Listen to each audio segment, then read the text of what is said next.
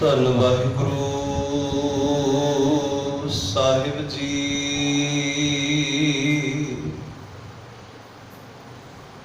ਤੇਰੇ ਕਵਨ ਕਵਨ ਗੁਣ ਕਹਿ ਕਹਿ ਗਾਵਾਂ, ਤੂੰ ਸਾਹਿਬ ਗੁਣੀ ਨਿਦਾਨਾ।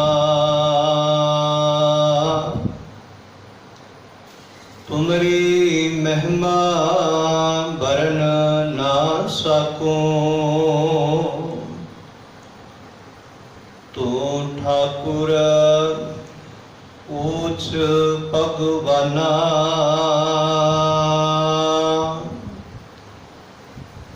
ਬੇਸ਼ੁਮਾਰ ਅਥਾ ਅਗਨਤ ਅਤੁਲੇ,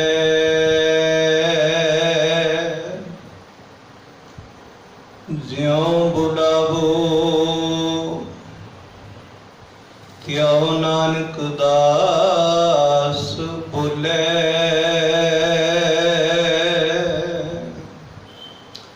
परम सन्मानयोग गुरुरूप गुरु प्यारी साध संगत जीओ, भागा वाले हो। निता प्रति गुरबाणी गुरमत दी विचार सरवण करके गुरबाणी नूं समझ के जीवन अंदर कमाउण दा आप जी यतन उदम करदे हो। पिछलेरे दिनां तो गुरबाणी दे वख-वख विषय गुरबाणी दी रोशनी अंदर आप जी बहुत ही प्यार दे नाल सरवण करते आ रहे हो। आज का जो विषय है उसका नाम है आत्मिक भोजन। आत्मिक भोजन की है, आत्मिक भोजन की अहमियत है साड़ी जिंदगी अंदर। इस विषय नूं गुरबाणी की रोशनी अंदर विचारन अते समझण दा यतन करांगे। आओ मन बिरतियां नूं इकागर करदियां होया विचारां दी आरंभता तो पहला गुरबख्शी गुरु फतेह नाल सांझ पाओ। सारे अदब सत्कार नाल आखो जी वाहिगुरु जी का खालसा वाहिगुरु जी की फतेह। सतगुरां दी समुची बाणी ही आत्मिक भोजन का खजाना है। गुरबाणी के अंदरों सानू आत्मिक भोजन की प्राप्ति हुंदी है। आत्मिक भोजन तो भाव है कि साडे मन की खुराक, जिस तरह साडे जिस्म की खुराक है, साडे शरीर की खुराक है, वो खुराक असी दिन विच 2-3 बारी प्रसादी के रूप अंदर भोजन के रूप अंदर छकने हाँ। वो खुराक असी खाने हाँ। खुराक खाने का मंतव की है कि साडा जिहड़ा शरीर है ये तंदुरुस्त रह सके। इसी तरीके दे नाल गुरुदेव सच्चे पातशाह आखदे ने कि मनुख दी एक आत्मिक भुख है। हुण जो भुख का संबंध है वो भोजन के नाल है। भुख की ताहियों तृप्ति होएगी जे वो खुराक सानू मिलेगी। जिस तरह शरीर की भुख है, जिस्म की भुख है, इसनू मटाउण वास्ते असी भोजन छकने हाँ, प्रसादा छक रहे हाँ। जे भुख के अंदर है पर साडे कोल भोजन नहीं, प्रसादा नहीं, तो असी दुखी होवांगे। दुखी होने दे नाल नाल इस शरीर नूं रोग लगणगे ते कुछ समय तो बाद इंसान नूं जे प्रसादा नहीं मिल रहा, भोजन नहीं मिल रहा, भुख के कारण इंसान की मौत भी हो जाती है। हुण इसी तरीके दे नाल साडे एक मन की भुख भी है। शरीर की भुख हर एक मनुख जानता है कि शरीर की भुख की है, शरीर की भुख नूं किवें खत्म करना है। ये हर एक मनुख नूं समझ है,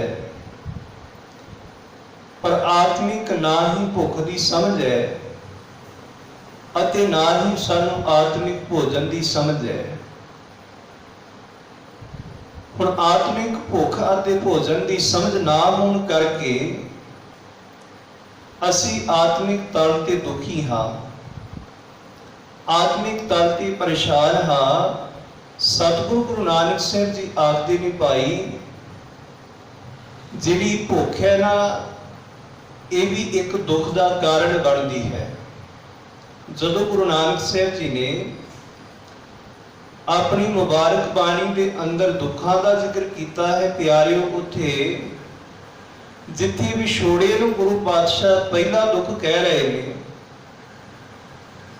ਉੱਥੇ ਭੁੱਖ ਨੂੰ ਪਾਤਸ਼ਾਹ ਦੂਸਰਾ ਦੁੱਖ ਆਖਦੇ ਨੇ ਕਿ ਭੁੱਖ ਵੀ ਇੱਕ ਦੁੱਖ ਹੈ। ਦੁੱਖ ਵਿਛੋੜਾ, ਇੱਕ ਦੁੱਖ ਭੁੱਖ, ਇੱਕ ਵਿਛੋੜੇ ਦਾ ਦੁੱਖ ਹੈ, ਇੱਕ ਭੁੱਖ ਦਾ ਦੁੱਖ ਹੈ। ਉਹ ਭੁੱਖ ਕਿਹੜੀ ਹੈ? ਇਨਸਾਨ ਦੇ ਅੰਦਰ ਮਾਇਆ ਦੀ ਭੁੱਖ, ਤ੍ਰਿਸ਼ਨਾ ਦੀ ਭੁੱਖ। ਹੁਣ ਅੰਦਰ ਮਾਇਆ ਦੀ ਭੁੱਖ ਹੈ, ਅੰਦਰ ਤ੍ਰਿਸ਼ਨਾ ਦੀ ਭੁੱਖ ਹੈ,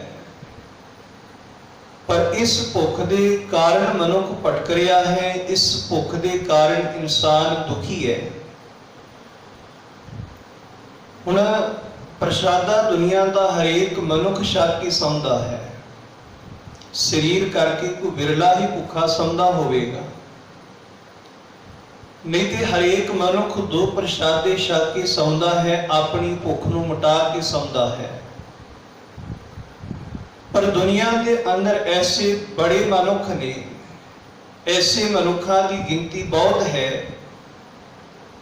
ਜਿਹੜੇ ਮਨੁੱਖ ਮਨ ਦੇ ਤਲ ਤੇ ਭੁੱਖੇ ਨੇ। ਤੇ ਇਹ ਭੁੱਖ ਪਤਾ ਨਹੀਂ ਕਦੋਂ ਦੀ ਅੰਦਰ ਲੱਗੀ ਹੋਈ ਹੈ ਤੇ ਕਦੋਂ ਅੰਦਰੋਂ ਇਹ ਭੁੱਖ ਖਤਮ ਹੋਏਗੀ। ਇਸ ਬਾਰੇ ਮਨੁੱਖ ਨੂੰ ਸਮਝ ਨਹੀਂ, ਇਸ ਬਾਰੇ ਸਾਨੂੰ ਪਤਾ ਨਹੀਂ ਹੈਗਾ ਕਿ ਕਦੋਂ ਦੀ ਇਹ ਭੁੱਖ ਲੱਗੀ ਹੈ ਤੇ ਇਸ ਭੁੱਖ ਨੇ ਕਿਵੇਂ ਤੇ ਕਦੋਂ ਖਤਮ ਹੋਣਾ ਹੈ। ਪਰ ਇਹ ਭੁੱਖ ਹੀ ਸਾਨੂੰ ਆਤਮਿਕ ਤੌਰ ਤੇ ਪਰੇਸ਼ਾਨ ਅਤੇ ਦੁਖੀ ਕਰ ਰਹੀ ਹੈ।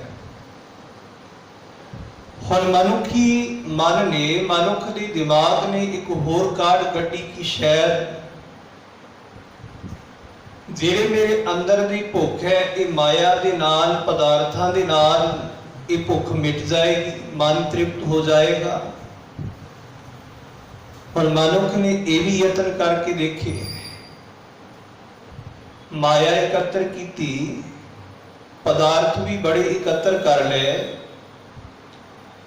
ਪਰ ਇਹ ਭੁੱਖ ਸ਼ਾਂਤ ਹੋਣ ਦੀ ਬਜਾਏ ਹੋਰ ਵੱਧ ਗਈ। ਹੋਰ ਇਹ ਭੁੱਖ ਪ੍ਰਚੰਡ ਹੋ ਗਈ, ਹੋਰ ਇਹ ਭੁੱਖ ਬਲਵਾਨ ਹੋ ਗਈ,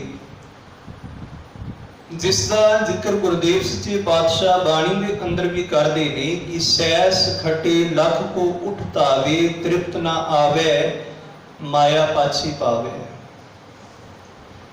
ਅਸੀਂ ਪਹਿਲਾਂ ਭੁੱਖ ਨੂੰ ਸਮਝ ਰਹੇ ਹਾਂ, ਉਸ ਤੋਂ ਬਾਅਦ ਆਤਮਿਕ ਭੋਜਨ ਨੂੰ ਸਮਝਾਂਗੇ। ਪਾਤਸ਼ਾਹ ਕਹਿੰਦੇ ਨੇ ਕਿ ਮਾਇਆ ਦੇ ਨਾਲ ਵੀ ਇਹ ਅੰਦਰ ਦੀ ਭੁੱਖ ਮਿਟੀ ਨਹੀਂ, ਤ੍ਰਿਪਤ ਨਹੀਂ ਹੋਈ ਤੇ ਮਨੁੱਖ ਨੇ ਪਦਾਰਥਾਂ ਦੇ ਵੀ ਢੇਰ ਲਾ ਲਏ, ਪਰ ਇਹ ਪਦਾਰਥਾਂ ਦੇ ਨਾਲ ਵੀ ਇਹ ਭੁੱਖ ਨਹੀਂ ਮਿਟੀ। ਭੁੱਖਿਆ ਭੁੱਖ ਨਾ ਉਤਰੀ, ਜੇ ਬੰਨਾ ਪੁਰੀਆਂ ਭਾਰ। ਪਾਤਸ਼ਾਹ ਕਹਿੰਦੇ ਨੇ ਕਿ ਜੇ ਸਾਰੇ ਪਦਾਰਥ ਮੈਂ ਇਕੱਤਰ ਕਰ ਲਵਾਂ, ਪਰ ਬਾਦਸ਼ਾਹ ਕਹਿੰਦੇ ਨੇ ਫਿਰ ਵੀ ਇਹ ਮਨ ਦੀ ਭੁੱਖ ਇਸ ਤਰੀਕੇ ਦੇ ਨਾਲ ਖਤਮ ਨਹੀਂ ਹੋਏਗੀ, ਕਿਉਂਕਿ ਜੋ ਮਨ ਦੀ ਖੁਰਾਕ ਹੈ ਉਹ ਕੁਝ ਹੋਰ ਹੈ। ਪਰ ਅਸੀਂ ਕਿਸੇ ਹੋਰ ਤਰੀਕੇ ਦੇ ਨਾਲ ਇਸ ਮਨ ਨੂੰ ਤ੍ਰਿਪਤ ਕਰਨਾ ਚਾਹੁੰਦੇ ਹਾਂ। ਅਸੀਂ ਮਾਇਆ ਦੇ ਨਾਲ, ਪਦਾਰਥਾਂ ਨਾਲ ਇਸ ਮਨ ਨੂੰ ਤ੍ਰਿਪਤ ਕਰਨਾ ਚਾਹੁੰਦੇ ਹਾਂ। ਹੁਣ ਬਾਦਸ਼ਾਹ ਕਹਿੰਦੇ ਨੇ ਇਹ ਮਨ ਦੀ ਖੁਰਾਕ ਨਹੀਂ ਹੈਗੀ ਜਿਹੜੀ ਖੁਰਾਕ ਅਸੀਂ ਦੇ ਰਹੇ ਹਾਂ, ਸਗੋਂ ਇਸ ਖੁਰਾਕ ਦੇ ਨਾਲ, ਮਾਇਆ ਰੂਪੀ ਖੁਰਾਕ ਦੇ ਨਾਲ ਇਹ ਭੁੱਖ ਅੰਦਰ ਹੋਰ ਪੈਦਾ ਹੋ ਰਹੀ ਹੈ। ਪਾਤਸ਼ਾਹ ਕਹਿੰਦੇ ਨੇ ਬਾਣੀ ਅੰਦਰ ਵਿਖਿਆ ਮੈਂ ਕਿਨਹੀ ਤ੍ਰਿਪਤ ਨਾ ਪਾਈ, ਜੋ ਪਾਵਕ ਇੰਦਰ ਨਹੀਂ ਤਰਾਪੇ, ਬਿਨ ਹਰ ਕਹਾ ਅਗਾਈ। हे ਭਾਈ, ਕੋਈ ਮਨੁੱਖ ਇਹ ਆਖੇ ਕਿ ਮੈਂ ਅੱਗ ਉੱਤੇ ਲੱਕੜਾ ਪਾ ਕੇ ਅੱਗ ਨੂੰ ਸ਼ਾਂਤ ਕਰ ਦੇਵਾਂਗਾ, ਇਹ ਮਨੁੱਖ ਦੀ ਮੂਰਖਤਾ ਹੋਏਗੀ। ਅੱਗ ਉੱਤੇ ਲੱਕੜਾ ਪਾਉਣ ਦੇ ਨਾਲ ਅੱਗ ਹੋਰ ਵਧੇਗੀ, ਹੋਰ ਪ੍ਰਚੰਡ ਹੋਏਗੀ, ਹੋਰ ਤੇਜ਼ ਹੋਵੇਗੀ, ਪਰ ਕਦੀ ਅੱਗ ਲੱਕੜਾਂ ਦੇ ਨਾਲ ਨਹੀਂ ਬੁਝਦੀ। ਹੁਣ ਗੁਰਦੇਵ ਸੱਚੇ ਪਾਤਸ਼ਾਹ ਆਖਦੇ ਨੇ ਕਿ ਮਨੁੱਖ ਦੇ ਅੰਦਰ ਭੁੱਖ ਹੈ, ਪਰ ਮਨੁੱਖ ਨੇ ਅੰਦਰ ਦੀ ਭੁੱਖ ਨੂੰ, ਮਨ ਦੀ ਭੁੱਖ ਨੂੰ ਮਿਟਾਉਣ ਵਾਸਤੇ ਯਤਨ ਵੀ ਕੀਤੇ ਨੇ, ਪਰ ਉਹਨਾਂ ਯਤਨਾਂ ਅੰਦਰ ਮਨੁੱਖ ਸਫਲ ਨਹੀਂ ਹੋ ਸਕਿਆ, ਉਹ ਯਤਨ ਅਸਫਲ ਹੋ ਗਏ ਨੇ। ਹੁਣ ਮਨ ਦੀ ਤ੍ਰਿਪਤੀ ਨਹੀਂ ਹੋਈ, ਮਨ ਦੀ ਭੁੱਖ ਨਹੀਂ ਮਿਟੀ, ਤੇ ਹੋਇਆ ਕਿ ਇਸ ਮਨ ਅੰਦਰ ਰੋਗ ਪੈਦਾ ਹੋ ਗਏ, ਮਨ ਰੋਗੀ ਹੋ ਗਿਆ। ਜਿਸ ਤਰ੍ਹਾਂ ਸਰੀਰ ਦੀ ਜਿਹੜੀ ਭੁੱਖ ਹੈ ਉਹ ਨਾ ਮਿਟੇ, ਪ੍ਰਸ਼ਾਦਾ ਨਾ ਮਿਲੇ, ਤੇ ਸਰੀਰ ਨੂੰ ਰੋਗ ਲੱਗ ਜਾਂਦੇ ਨੇ। ਤੇ ਜੇ ਬਹੁਤਾ ਲੰਮਾ ਸਮਾਂ ਨਾ ਮਿਲੇ ਤੇ ਮੌਤ ਵੀ ਹੋ ਜਾਂਦੀ ਹੈ ਭੁੱਖ ਦੇ ਕਾਰਨ। ਹੁਣ ਪਾਤਸ਼ਾਹ ਕਹਿੰਦੇ ਨੇ ਇਸੇ ਤਰੀਕੇ ਦੇ ਨਾਲ ਮਨੁੱਖ ਨੂੰ ਜੇ ਅਸਲ ਆਤਮਿਕ ਭੋਜਨ ਦੀ ਪ੍ਰਾਪਤੀ ਨਾ ਹੋਈ ਤੇ ਮਨੁੱਖ ਮਨ ਕਰਕੇ ਰੋਗੀ ਹੋਵੇਗਾ। ਜੇ ਅਸਲ ਆਤਮਿਕ ਭੋਜਨ ਦੀ ਪ੍ਰਾਪਤੀ ਨਾ ਹੋਈ ਤੇ ਮਨੁੱਖ ਦੀ ਆਤਮਾ ਦੀ ਅੰਦਰੋਂ ਮੌਤ ਹੋ ਜਾਏਗੀ, ਮਨ ਦੀ ਮੌਤ ਹੋ ਜਾਏਗੀ, ਤੇ ਅਸਲ ਆਤਮਿਕ ਭੋਜਨ ਪ੍ਰਾਪਤ ਨਾ ਹੋਇਆ। ਤੇ ਕਈ ਵਾਰੀ ਅੰਦਰ ਦੀ ਭੁੱਖ ਇਨਸਾਨ ਨੂੰ ਇੰਨਾ ਭਟਕਾਉਂਦੀ ਹੈ ਕਿ ਇਸ ਅੰਦਰ ਦੀ ਭੁੱਖ ਦੇ ਕਾਰਨ ਇਨਸਾਨ ਪਸ਼ੂ ਬਣ ਜਾਂਦਾ ਹੈ। ਅੰਦਰ ਤ੍ਰਿਪਤ ਨਹੀਂ, ਮਨ ਸ਼ਾਂਤ ਨਹੀਂ ਹੋ ਰਿਹਾ, ਪਰ ਇਹ ਭੁੱਖ ਇਨਸਾਨ ਨੂੰ ਪਸ਼ੂ ਬਣਾ ਦਿੰਦੀ ਹੈ, ਇਹ ਭੁੱਖ ਇਨਸਾਨ ਨੂੰ ਦੈਂਤ ਬਣਾ ਦਿੰਦੀ ਹੈ, ਪ੍ਰੇਤ ਬਣਾ ਦਿੰਦੀ ਹੈ, ਇਹੋ ਭੁੱਖ ਇਨਸਾਨ ਨੂੰ ਕਲਯੁਗ ਬਣਾ ਦਿੰਦੀ ਹੈ। ਕਿਉਂਕਿ ਮਨੁੱਖ ਮਨ ਦੀ ਭੁੱਖ ਨੂੰ ਮਾਇਆ ਦੇ ਰਾਹੀਂ ਮਿਟਾਉਣਾ ਚਾਹੁੰਦਾ ਹੈ। ਮਾਇਆ ਪ੍ਰਾਪਤ ਕਰਨ ਵਾਸਤੇ ਮਨੁੱਖ ਕਲਯੁਗ ਵੀ ਬਣਦਾ ਹੈ, ਮਨੁੱਖ ਭੂਤ ਅਤੇ ਪ੍ਰੇਤ, ਮਨੁੱਖ ਪਸ਼ੂ ਵੀ ਬਣ ਜਾਂਦਾ ਹੈ। ਕਾਰਨ ਕੀ ਹੈ ਕਿ ਮਨੁੱਖ ਮਨ ਦੀ ਭੁੱਖ ਨੂੰ ਮਿਟਾਉਣਾ ਚਾਹੁੰਦਾ ਹੈ ਮਾਇਆ ਦੇ ਰਾਹੀਂ। ਪਾਤਸ਼ਾਹ ਕਹਿੰਦੇ ਨੇ ਇਹ ਤਰੀਕਾ ਗਲਤ ਹੈ, ਇਹ ਜੁਗਤ ਅਸੀਂ ਗਲਤ ਵਰਤ ਰਹੇ ਹਾਂ। ਇਸ ਤਰੀਕੇ ਦੇ ਨਾਲ ਇਹ ਮਨ ਦੀ ਭੁੱਖ ਖਤਮ ਨਹੀਂ ਹੋਏਗੀ। ਤੇ ਗੁਰਦੇਵ ਸੱਚੇ ਪਾਤਸ਼ਾਹ ਕਿਰਪਾ ਕਰਕੇ ਫਿਰ ਸਾਨੂੰ ਅਸਲ ਆਤਮਿਕ ਭੋਜਨ ਦੀ, ਸਤਿਗੁਰ ਜੀ ਸਾਨੂੰ ਸੋਝੀ ਬਖਸ਼ਿਸ਼ ਕਰਦੇ ਨੇ, ਸਮਝ ਦਿੰਦੇ ਨੇ ਕਿ ਜਿਸ ਦੇ ਨਾਲ ਸਾਡੇ ਮਨ ਨੇ ਤ੍ਰਿਪਤ ਹੋਣਾ ਹੈ, ਜਿਸ ਭੋਜਨ ਦੇ ਨਾਲ ਸਾਡੇ ਮਨ ਨੇ ਰੋਗਾਂ ਤੋਂ ਰਹਿਤ ਹੋਣਾ ਹੈ, ਜਿਸ ਭੋਜਨ ਦੇ ਨਾਲ ਮਨ ਨੇ ਤੰਦਰੁਸਤ ਹੋਣਾ ਹੈ, ਜਿਸ ਭੋਜਨ ਨਾਲ ਸਾਡੇ ਮਨ ਨੇ ਮਜ਼ਬੂਤ ਬਣਨਾ ਹੈ, ਸਤਿਗੁਰ ਜੀ ਉਸ ਭੋਜਨ ਦੀ ਗੱਲ ਸਾਨੂੰ ਬਾਣੀ ਅੰਦਰ ਸਮਝਾਉਂਦੇ ਨੇ। ਤੇ ਖਿਆਲ ਕਰਨਾ, ਗੁਰੂ ਨਾਨਕ ਦੇ ਘਰ ਸਿੱਖੀ ਦੇ ਅੰਦਰ ਲੰਗਰ ਦੀ ਬੜੀ ਮਹੱਤਵਤਾ ਹੈ।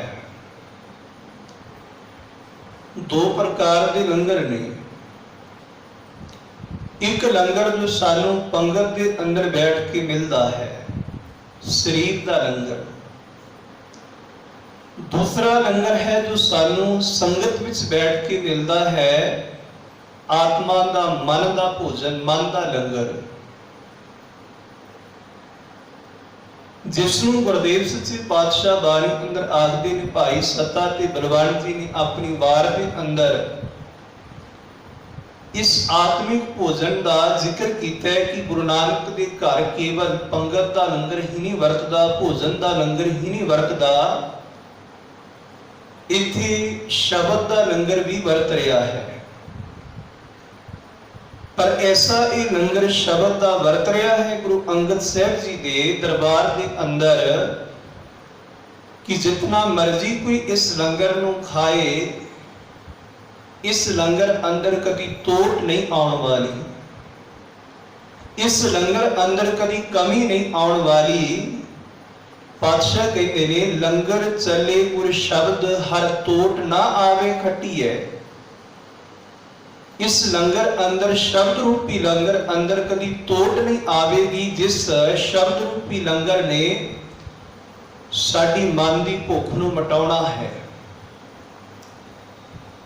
शब्द अखुट बाबा नानका, खाही खर्च धन माल, खावे खर्चे रल मिल पाई, टोट ना आवे वध लुजाई।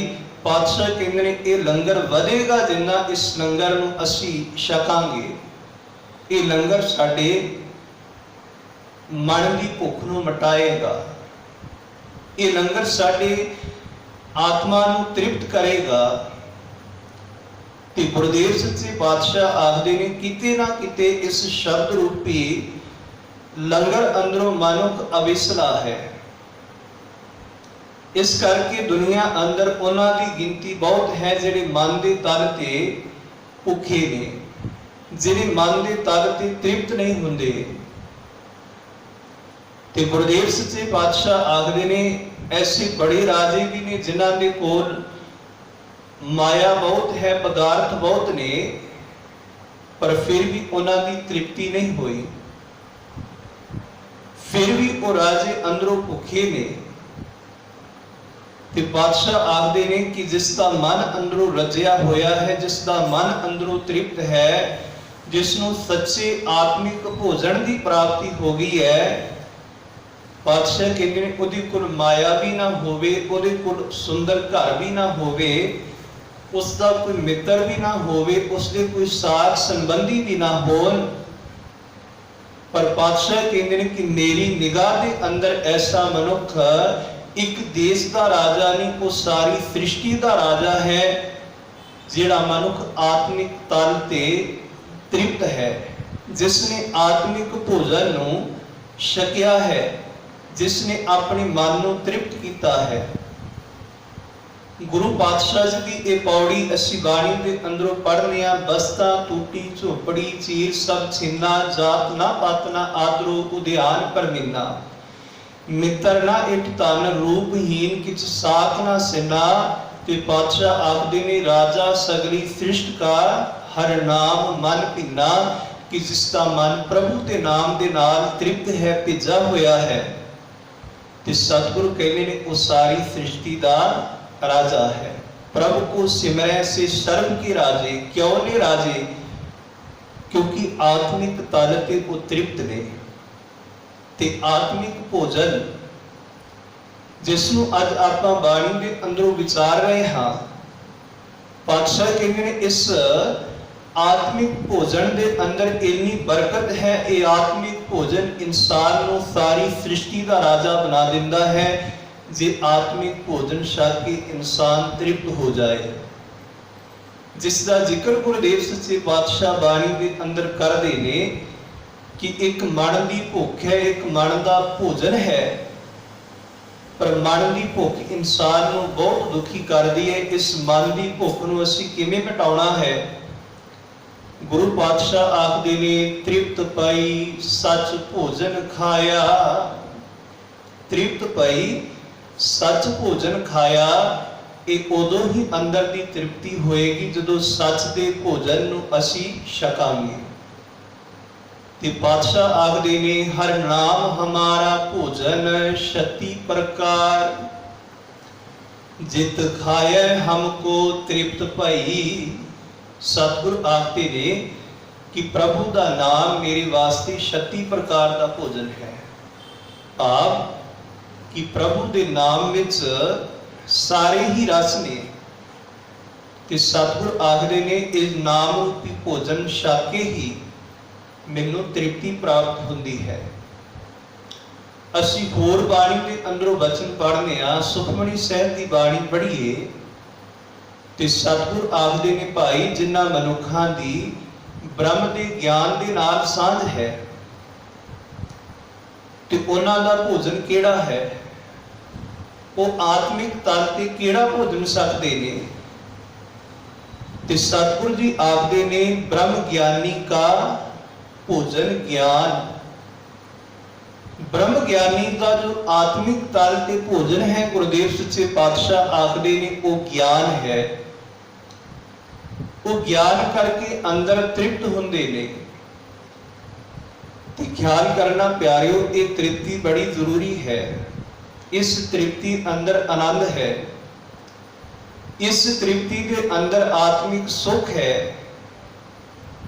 जिस तृप्ति ने सानू आत्मिक आनंद देना सी, जिस भोजन ने आत्मिक सुख देना सी, किते ना किते असी उस भोजन वालों अवेसले हो गए।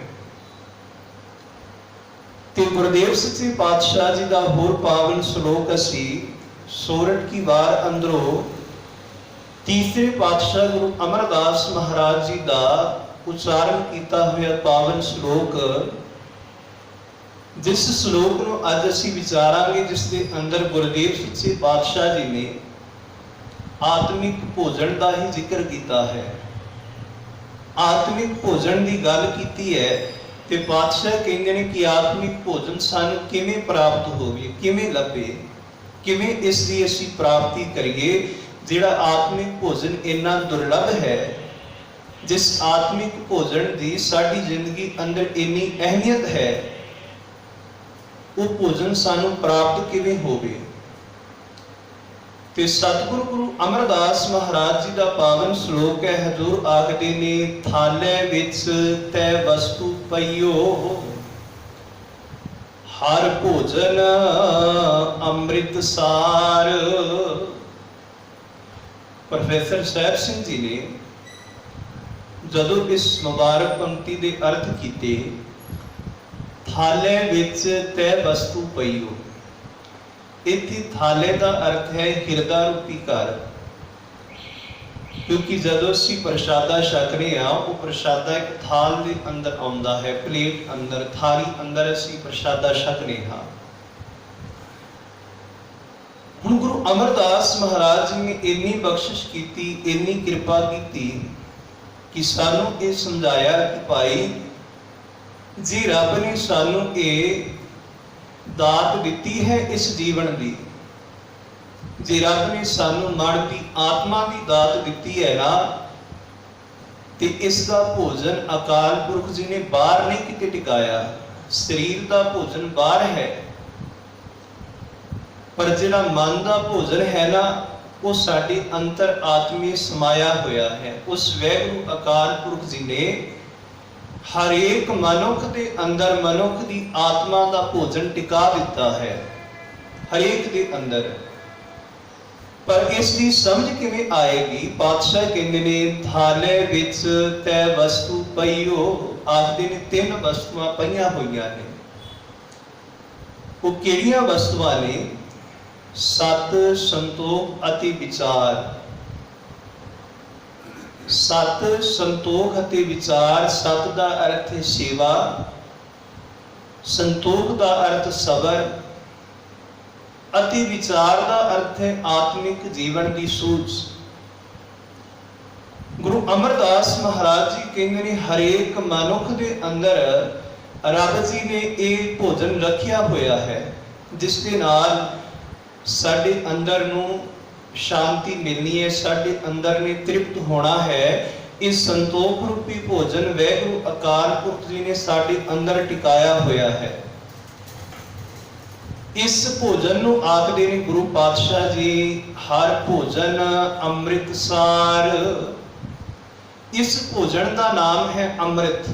सत, संतोख, विचार रूपी जो भोजन है, इसनू गुरुदेव सच्चे पातशाह अमृत भोजन आखदे ने। ते सार का अर्थ है प्यारियों श्रेष्ठ, कि ये जो भोजन है ना श्रेष्ठ है। क्योंकि साडा मन भोजन ते छकदा है, कुछ ना कुछ ते साडा मन छकदा है, जिसनू सतगुरां दी बाणी आखदी कि किसी मनुख नू अपनी वडियाई की भुख हुंदी है, किसी मनुख नू देखण दी भुख है, किसी मनुख नू बोलण दी, किसी मनुख नू सुणन दी। हुण इन्हां चीज़ां दे राही मनुख अपनी मन की तृप्ति करनी चाहुंदा है। जिवें पातशाह आखदे ने रस कस आप सलाहना, एक कर्म मेरे करतार। मनुख अपनी वडियाई छकदा है, अपनी उपमा वडियाई अपनी महिमा मनुख मन के तल ते ये रस छकदा है, तां मनुख तृप्त हुंदा है। ते कई बारी मनुख की वडियाई ना होवे, महिमा ना होवे। इतिहास विच साखी भी आउंदी कि एक सवा महीने का मनुख प्रण करके भोरे विच बैठा होया सी। कहंदा मैं सवा महीना कुछ नहीं खावांगा, पर हर साल बैठदा सी। उहदी बड़ी महिमा हुंदी सी। जदों बाहर आउंदा सी बड़ी हार पैंदे सन, बड़ा वड्डे तरीके नाल स्वागत हुंदा सी। हुण मनुख उस चीज़ का रस लैण वास्ते, वो महिमा, वो वडियाई छकण वास्ते मनुख थोड़े जे ज्यों अते पानी दे नाल सवा महीना कढ लैंदा सी। अचानक उस समय जदों वो बैठा होया सी, गुरु नानक साहब जी उत्थे पहुंच गया उस नगर अंदर। उस साधु महात्मा ते लोग वडियाई कर लगे, गुरु नानक साहब जी इत्थे एक महात्मा है, फकीर है, उस सवा महीना तपस्या करदा है, वो खांदा पींदा कुछ नहीं। ते गुरु साहब आखदे ने भलिओ ये तुहाडा भुलेखा है, भरम है। वो मनुख खांदा है पर तुहानूं उस चीज़ की समझ नहीं। ते पातशाह जी मैं गल नेड़े रखा कि उत्थे प्रतख कौतक करके विखाया। सतगुरु आखदे ने कि उसका हुण समा नेड़े है, जिस दिन उसने बाहर आना है वो दिन आ गया है, नेड़े है। तो तुसीं इस तरह करो कि उस जगह नूं खाली कर दिओ।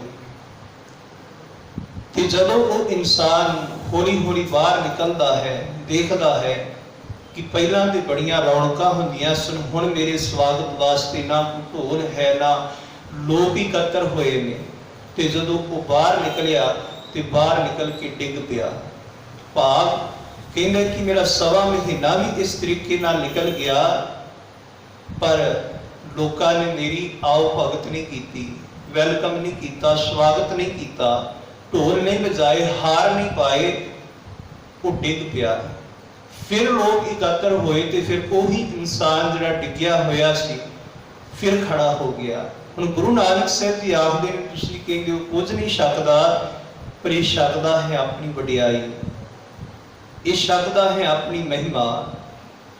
इस करके पातशाह आखदे ने मन कुछ ना कुछ तो छकदा है, पर बाहर के रसां दे नाल इस मन की तृप्ति नहीं होएगी। जिन्ना चिर इस मन नूं असल खुराक ना मिलेगी, उन्ना चिर दूसरियां भुखां मनुख दे अंदरों खत्म नहीं होणगियां। ते पातशाह कहंदे ने कोई विरला है जिस दे अंदर नाम की भुख लग जाती है। साडे अंदर वडियाई की भुख है, होर बड़ियां साडे अंदर भुखा ने, पर पातशाह आखदे ने विरला है जिस दे अंदर साचे नाम की लागै भूख, उत भुख है खाए चलिए दुख। पर अंदर दे दुखा ने जे खत्म होना है तो नाम की भुख दे नाल होणगे। जे नाम का भोजन मिलेगा ते तां अंदर दे दुख खत्म होणगे। सो गुरु अमरदास महाराज जी आखदे ने कि रब जी ने साडे सारियां दे हिरदिया अंदर सत संतोख ते विचार का अमृत भोजन रखिया होया है। ते सतगुर आखदे ने जित खादे मन तृप्ति है, पाइए मोख दुआर। जिहड़ा आत्मिक भोजन छकण दे नाल मन तृप्त होवेगा अति विकारां तो साडी खलासी होवेगी, पाइए मोख द्वार, मुक्ति भी मिल जाएगी अति मन तृप्त भी हो जाएगा। ते पातशाह कहंदे ने जिहड़ा इन्ना कीमती भोजन है वो किवें लभे, किवें प्राप्ति होवे। ते सतगुर आखदे ने यह भोजन अलभ है। पातशाह कहंदे ने यह भोजन छेती नहीं लभदा। ये भोजन नूं प्राप्त करने वास्ते सानू कुछ यतन करना पवेगा, उद्यम करना पवेगा। ते पातशाह कहंदे ने संतो लभै गुर विचार, यह भोजन अलभ है संतो। हे संत जनो कि ये भोजन अलभ है, छेती नहीं लभेगा। पर पातशाह कहंदे ने लभै गुर विचार, ये लभेगा जदों असीं बाणी दी विचार करांगे, बाणी नूं समझांगे ते आत्मिक भोजन साडे अंदरों लभ पवेगा, जिसनूं पातशाह आखदे ने मत विच रतन जवाहर माणिक, जे एक गुर की सिख सुने। ते अगे आखदे ने ए मुंदावनी क्यों विचों कड्डी है, सदा रखी है उरतार। पातशाह कहंदे ने आत्मिक भोजन दी जो मुंदावनी है, जो आत्मिक भोजन सानू आनंद खुशी देने वाला है, ਤੇ ਪਾਤਸ਼ਾਹ ਕਹਿੰਦੇ ਨੇ ਇਸ ਨੂੰ ਆਪਣੇ ਅੰਦਰੋਂ ਕੱਢੀਏ ਨਾ, ਸਭ ਸਦਾ ਹੀ ਆਪਣੇ ਅੰਦਰ ਇਸ ਨੂੰ ਵਸਾ ਕੇ ਰੱਖੀਏ। ਇਹ ਮੁੰਦਾਵਨੀ ਸਤਿਗੁਰੂ ਪਾਈ, ਇਹ ਆਤਮਿਕ ਭੋਜਨ ਸਤਿਗੁਰਾਂ ਨੇ ਪ੍ਰਾਪਤ ਕੀਤਾ ਹੈ। ਆਤਮਿਕ ਭੋਜਨ ਛਕ ਕੇ ਆਨੰਦ ਤੇ ਖੁਸ਼ੀ ਪ੍ਰਾਪਤ ਕੀਤੀ ਹੈ। ਗੁਰਸਿੱਖਾਂ ਲੱਦੀ ਭਾਲ, ਪਰ ਜਿਹੜੇ ਗੁਰਸਿੱਖ ਨੇ ਉਹ ਇਸ ਭੋਜਨ ਦੀ ਭਾਲ ਕਰਦੇ ਨੇ, ਉਹ ਇਹ ਭੋਜਨ ਗੁਰੂ ਤੋਂ ਲੱਭ ਲੈਂਦੇ ਨੇ ਗੁਰੂ ਵਿਚਾਰ ਰਾਹੀਂ। ਤੇ ਪਾਤਸ਼ਾਹ ਕਹਿੰਦੇ ਨੇ ਨਾਨਕ ਜਿਸ ਬੁਝਾਏ ਸੋ ਬੁਝਸੀ ਹਰ ਪਾਇਆ ਗੁਰਮੁਖ ਕਾਲ। हे ਨਾਨਕ, ਜਿਸ ਨੂੰ ਪ੍ਰਭੂ ਆਪ ਸਮਝ ਬਖਸ਼ਿਸ਼ ਕਰਦਾ ਹੈ, ਗੁਰੂ ਦੇ ਸਾਹਮਣੇ ਆ ਕੇ ਜਿੱਥੇ ਆਤਮਿਕ ਭੋਜਨ ਪ੍ਰਾਪਤ ਕਰਦਾ ਹੈ ਉੱਥੇ ਉਸ ਨੂੰ ਪ੍ਰਭੂ ਦੀ ਪ੍ਰਾਪਤੀ ਵੀ ਹੋ ਜਾਂਦੀ ਹੈ। ਜਿਵੇਂ ਇਸੇ ਭਾਵ ਦਾ ਅਸੀਂ ਵਚਨ ਗੁਰੂ ਅਰਜਨ ਪਾਤਸ਼ਾਹ ਮਹਾਰਾਜ ਜੀ ਦਾ ਵੀ ਪੜ੍ਹਦੇ ਹਾਂ। ਇਹ ਪਾਵਨ ਸ਼ਲੋਕ ਗੁਰੂ ਅਮਰਦਾਸ ਜੀ ਦਾ ਹੈ, ਪਰ ਇਸੇ ਸ਼ਲੋਕ ਦੇ ਨਾਲ ਮਿਲਦਾ ਹੋਇਆ ਇੱਕ ਪਾਵਨ ਸ਼ਬਦ ਗੁਰੂ ਅਰਜਨ ਪਾਤਸ਼ਾਹ ਮਹਾਰਾਜ ਜੀ ਦਾ ਵੀ ਹੈ। ਪਾਤਸ਼ਾਹ ਕਹਿੰਦੇ ਨੇ ਥਾਲ ਵਿੱਚ ਤਿੰਨ ਵਸਤੂ ਪਈਓ, ਸਤ ਸੰਤੋਖ ਵਿਚਾਰੋ, ਅੰਮ੍ਰਿਤ ਨਾਮ ਠਾਕੁਰ ਕਾ ਭਇਓ, ਜਿਸ ਕਾ ਸਬਸ ਆਧਾਰੋ। ਸਤਿਗੁਰੂ ਕਹਿੰਦੇ ਨੇ ਭਾਈ ਇਹ ਭੋਜਨ ਸਭ ਵਾਸਤੇ ਸਰਬ ਸਾਂਝਾ ਹੈ। ਜੇ ਕੋ ਖਾਵੇ ਜੇ ਕੋ ਭੁੰਸੈ ਤਿਸ ਕਾ ਹੋਏ ਉਧਾਰੋ। ਜੇ ਕੋਈ ਖਾਂਦਾ ਹੈ ਪਚਾਉਂਦਾ ਹੈ ਉਸ ਦਾ ਕੀ ਉਧਾਰ ਹੋ ਜਾਂਦਾ ਹੈ, ਕਲਿਆਣ ਹੋ ਜਾਂਦਾ ਹੈ। ਇਹ ਵਸਤ ਤਜੀ ਨਹ ਜਾਈ ਨਿਤ ਨਿਤ ਰੱਖ ਉਰ ਧਾਰੋ।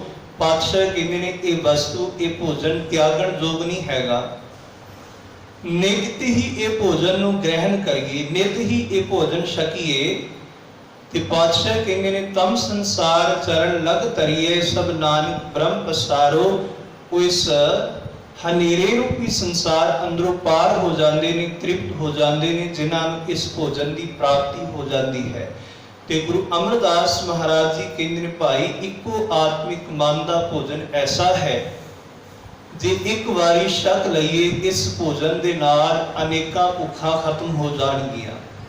ਜਿਵੇਂ ਗੁਰੂ ਅਮਰਦਾਸ ਮਹਾਰਾਜ ਜੀ ਆਖਦੇ ਨੇ ਸਾਚਾ ਨਾਮ ਮੇਰਾ ਆਧਾਰੋ, ਸਾਚ ਨਾਮ ਆਧਾਰ ਮੇਰਾ ਜਿਨ ਭੁੱਖਾਂ ਸਭ ਗਵਾਈਆਂ। ਕਿਉਂਕਿ ਮਨ ਦੀ ਇੱਕ ਭੁੱਖ ਨਹੀਂ, ਅਨੇਕਾਂ ਹੀ ਭੁੱਖਾਂ ਨੇ ਜੋ ਲੱਗੀਆਂ ਹੋਈਆਂ ਨੇ। ਆਖਣ ਆਖ ਨਾ ਰਜਿਆ, ਸੁਣਨ ਨਾ ਰਜੇ ਕੰਨ, ਅੱਖੀ ਦੇਖ ਨਾ ਰਜੀਆਂ, ਗੁਣ ਗਾਹੀ ਕਵਨ। ਭੁੱਖਿਆਂ ਭੁੱਖ ਨਾ ਉਤਰੇ, ਗੱਲੀ ਭੁੱਖ ਨਾ ਜਾਏ, ਨਾਨਕ ਭੁੱਖਾ ਤਾਂ ਰਜੈ, ਗੁਣ ਕੇ ਗੁਣੀ ਸਮਾਏ। ਪਾਤਸ਼ਾਹ ਕਹਿੰਦੇ ਨੇ ਭਾਈ ਸਾਚਾ ਨਾਮ ਮੇਰਾ ਆਧਾਰੋ, ਸਾਚ ਨਾਮ ਆਧਾਰ ਮੇਰਾ ਜਿਨ ਭੁੱਖਾਂ ਸਭ ਗਵਾਈਆਂ। ਇਸ ਨਾਮ ਰੂਪੀ ਭੋਜਨ ਦੇ ਨਾਲ ਫਿਰ ਸਾਰੀਆਂ ਹੀ ਭੁੱਖਾਂ ਸਾਡੀਆਂ ਖਤਮ ਹੋ ਜਾਣਗੀਆਂ। ਸੋ ਅੱਜ ਆਪਾਂ ਆਤਮਿਕ ਭੋਜਨ ਦੀ ਵਿਚਾਰ ਗੁਰਬਾਣੀ ਦੀ ਰੋਸ਼ਨੀ ਅੰਦਰ ਕੀਤੀ ਹੈ ਕਿ ਆਤਮਿਕ ਭੋਜਨ ਕੀ ਹੈ, ਕਿਵੇਂ ਇਸ ਦੀ ਪ੍ਰਾਪਤੀ ਹੋਵੇ ਤੇ ਆਤਮਿਕ ਭੋਜਨ ਦੀ ਕੀ ਅਹਿਮੀਅਤ ਹੈ ਸਾਡੀ ਜ਼ਿੰਦਗੀ ਅੰਦਰ। ਇਸ ਵਿਸ਼ੇ ਨੂੰ ਵਿਚਾਰਿਆ ਹੈ। ਕੱਲ ਮੇਰੀ ਪੀਰੀ ਦਾ ਦਿਵਸ ਹੈ ਤੇ ਕੱਲ ਦਾ ਵਿਸ਼ਾ ਮੇਰੀ ਪੀਰੀ ਨੂੰ ਸਮਰਪਿਤ ਹੋਏਗਾ। ਸੋ ਗੁਰੂ ਸਾਹਿਬ ਕਿਰਪਾ ਕਰਨ, ਕੋਈ ਭੁੱਲ ਚੁੱਕ ਦੀ ਖਿਮਾ ਅਦਬ ਸਤਿਕਾਰ ਨਾਲ ਆਖੋ ਜੀ। ਵਾਹਿਗੁਰੂ ਜੀ ਕਾ ਖਾਲਸਾ, ਵਾਹਿਗੁਰੂ ਜੀ ਕੀ